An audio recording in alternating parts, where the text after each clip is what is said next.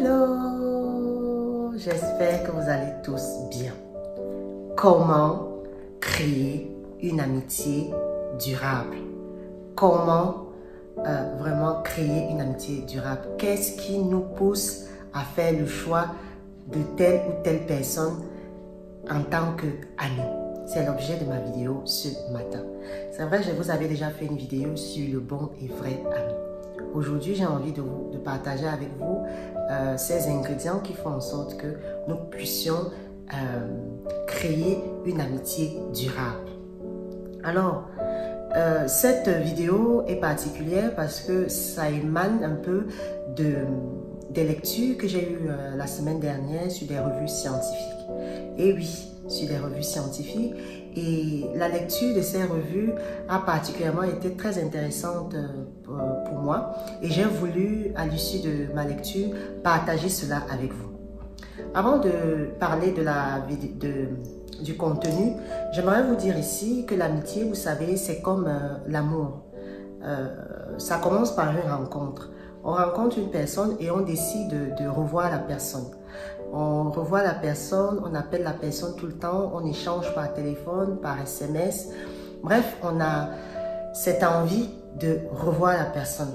À l'issue de ces échanges et de ces rencontres avec cette personne, il y a deux issues. La première issue, c'est que la personne reste au stade de copain, ça ne va pas plus loin. Et la deuxième issue, ça sera vraiment qu'une belle amitié va naître. Alors, j'ai envie de vous dire, quels sont les ingrédients en fait?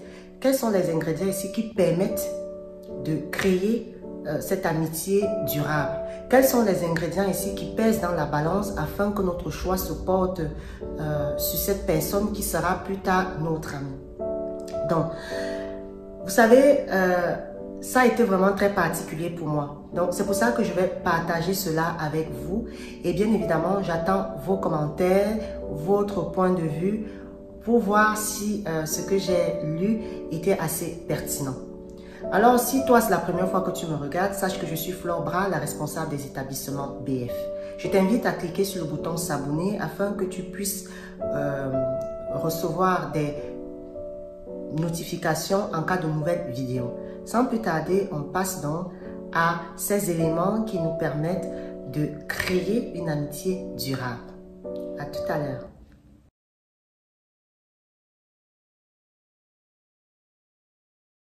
Alors, nous sommes de retour dans cette vidéo. Comme je t'ai indiqué au début, la particularité de cette vidéo, c'est que je vais plonger mon nez dans mes notes.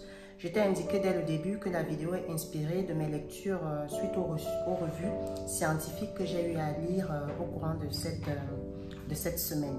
Donc, compte tenu du fait que la rédaction ne vient pas de moi et que j'ai été inspirée de ces revues, ça sera mes notes ici qui vous seront présentées.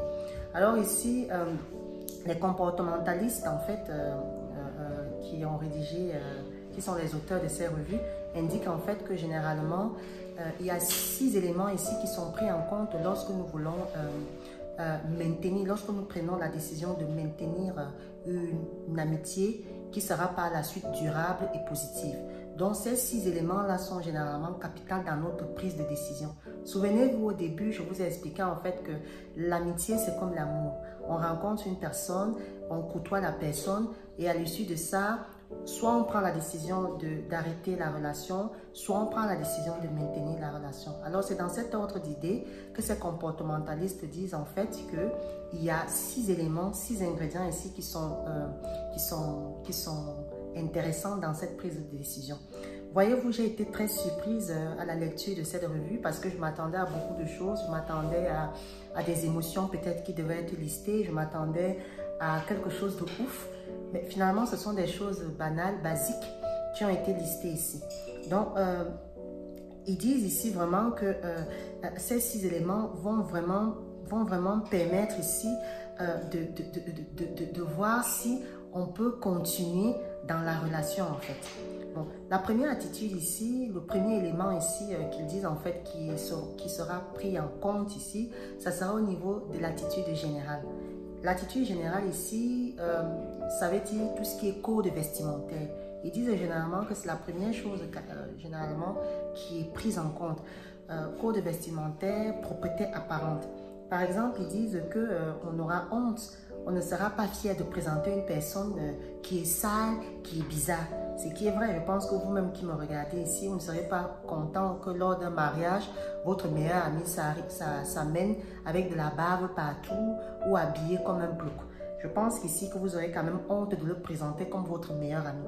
Donc ces comportementalistes disent ici que cet aspect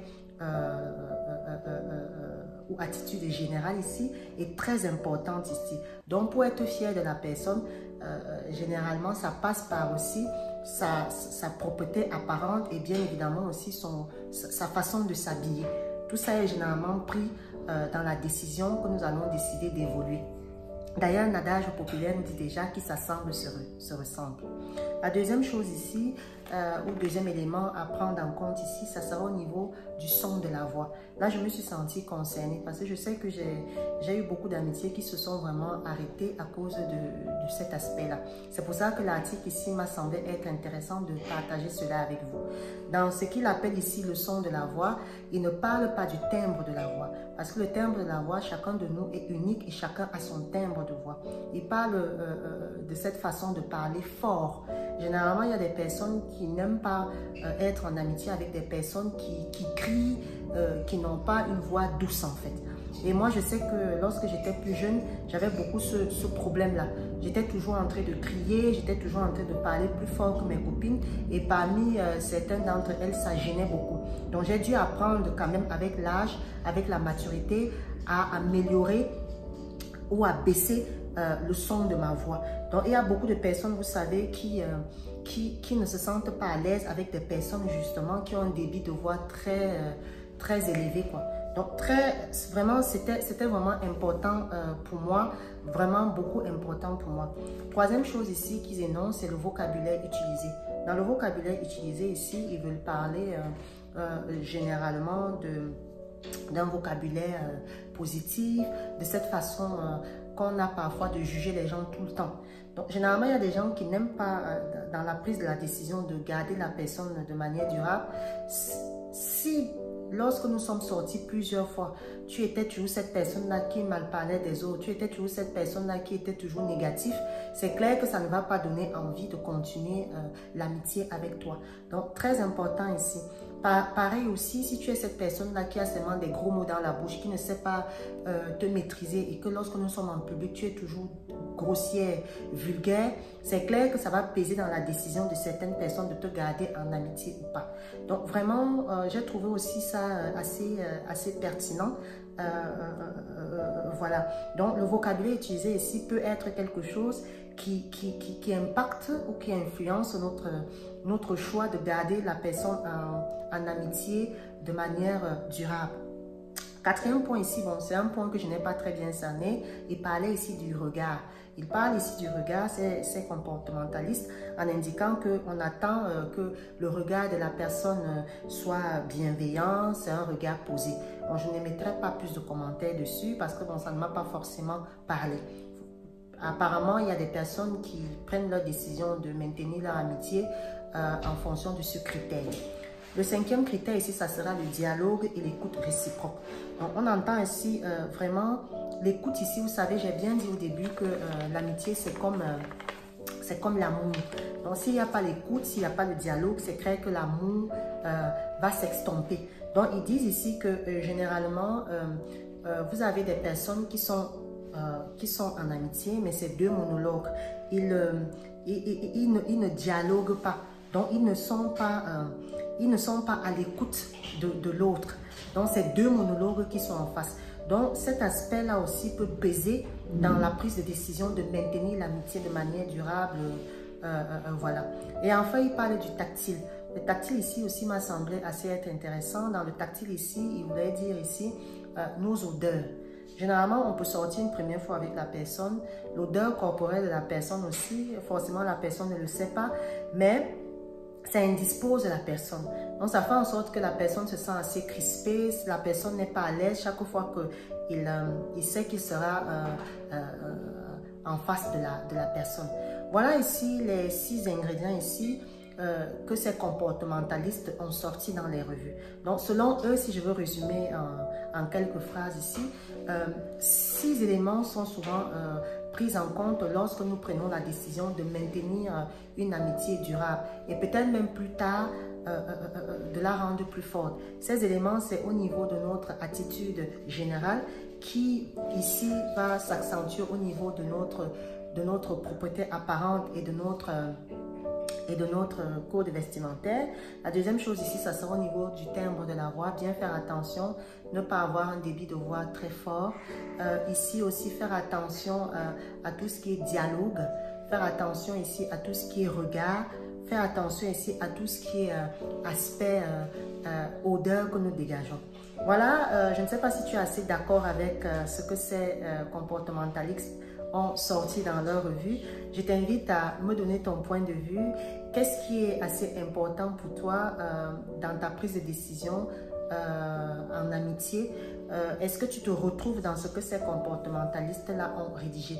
Moi, je t'avoue, étant jeune africaine, ça m'a quand même semblé bizarre, mais ça m'a quand même interpellée de faire attention à ces 6 éléments clés-là. Voilà ce que je voulais partager avec toi. Je te souhaite une bonne journée et je te retrouve tout de suite pour conclure cette vidéo. Alors, nous sommes au terme de la vidéo. Donc, j'ai voulu partager avec toi ces 6 éléments qui m'ont semblé quand même intéressants de savoir. 6 éléments qui nous permettent de prendre souvent la décision ou de décider que tel ou tel sera notre meilleur ami. J'ai trouvé ça assez curieux, j'ai trouvé ça assez intéressant et je ne sais pas ce que vous allez en penser. Mais je crois quand même que c'est quand même curieux. Voilà, je n'ai pas grand chose à rajouter, juste te dire que l'amitié c'est comme l'amour, il faut l'entretenir, il faut l'arroser, il faut la cultiver. Si nous cultivons l'amour, nous allons recevoir l'amour. Donc l'amitié, ne l'oublie pas, c'est comme ton frère. L'ami, c'est celui-là que tu aimes comme toi-même. Voilà ce que je voulais partager avec toi et je te dis à très bientôt. Mais avant de partir, je voudrais te dire aujourd'hui, tu as vu, là ce sont des housses de canapé. Les établissements BF aussi sont spécialisés dans tout ce qui est produits d'intérieur. Donc ça sont des housses 45-45. Vous avez plusieurs autres coloris. Si vous allez sur notre page Facebook, vous allez retrouver d'autres couleurs. Donc voilà, sache que les établissements BF aussi font dans tout ce qui est produits d'intérieur. Si tu veux commander, tu peux nous contacter via Instagram, via Facebook. Donc je te dis à très bientôt pour une nouvelle vidéo et je te dis prends soin de toi et prends soin de ton ami. Au revoir.